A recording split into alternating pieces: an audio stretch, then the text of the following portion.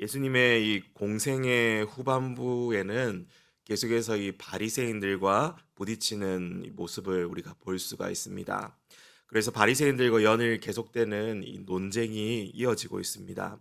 그들은 예수님의 이 약점을 잡기 위해 혈안이 되어 있고 또 긴장 상태가 계속해서 이어지고 있는 것이죠. 오늘 본문에서도 한 바리새인 지도자가 식탁의 교제를 나누기 위해서 예수님을 초대하는 장면으로부터 시작됩니다.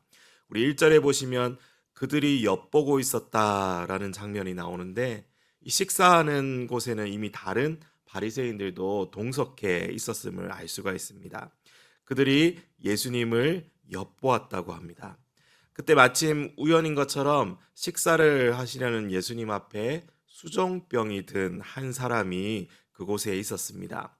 이 수종병이란 것은 간이나 이 콩팥 같은 곳이 증상이 좋지 않아서 사실 복부에 물이 차는 그러한 증상입니다.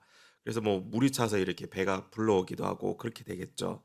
얼굴이 부어오르고 얼굴이 이 부어오르고 팔다리도 이제 부어올라서 이 살갗이 물러지고 또 나중에는 썩게 되는 이 시절 의학으로는 사실 참 고치기 어려운 그런 질병이라고 볼 수가 있겠습니다.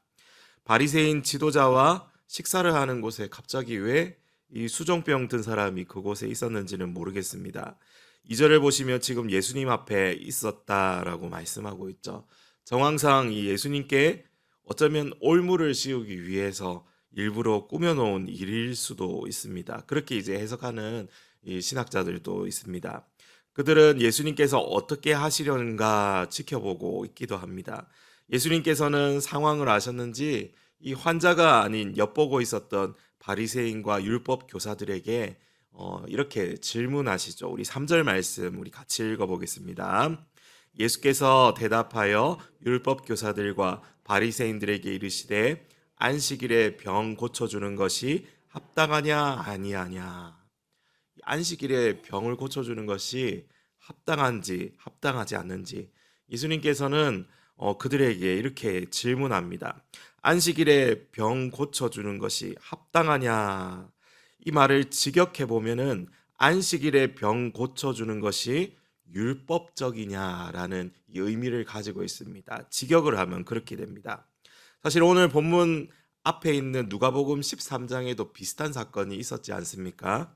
안식일에 귀신 들린 여인을 고쳐주셨던 그 예수님께서 회당장이 그 예수님에 대해서 이제 이야기하는 장면이죠. 안식일에 병을 고치면 안 된다. 6일 동안 일할 날이 많으니까 안식일에는 병을 고쳐주지 마라. 이렇게 회당장이 주장을 했었죠. 하지만 예수님의 몇 마디 말에 많은 사람들 앞에서 쪽팔림을 당하고 물러났던 그 장면이 있었습니다.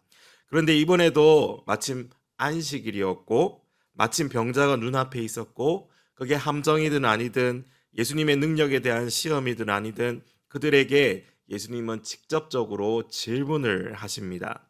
그런데 이 질문이 그들이 어떻게 대답하냐에 따라서 사실 곤란해질 수 있는 아주 이 핵심적인 질문입니다.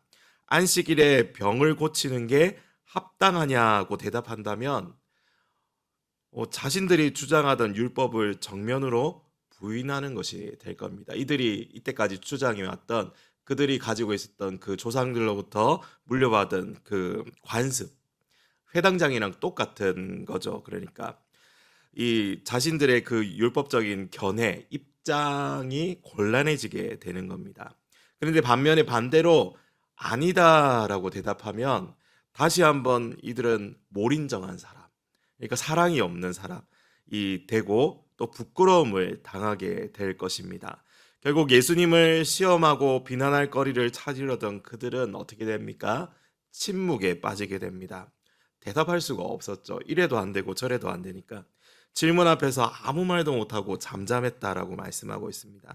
그리고 예수님께서는 그 수종병 든 사람을 고쳐주시고 보내시는 것이죠.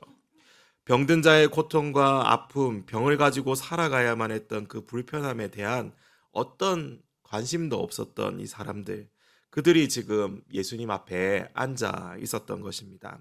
사람이 사랑의 대상이 아니라 수단으로 율법적으로 사람을 대했던 사람들이 지금 예수님 앞에 앉아 있었던 것입니다. 사랑에는 관심이 없이 이 율법의 잣대만이 중요했습니다.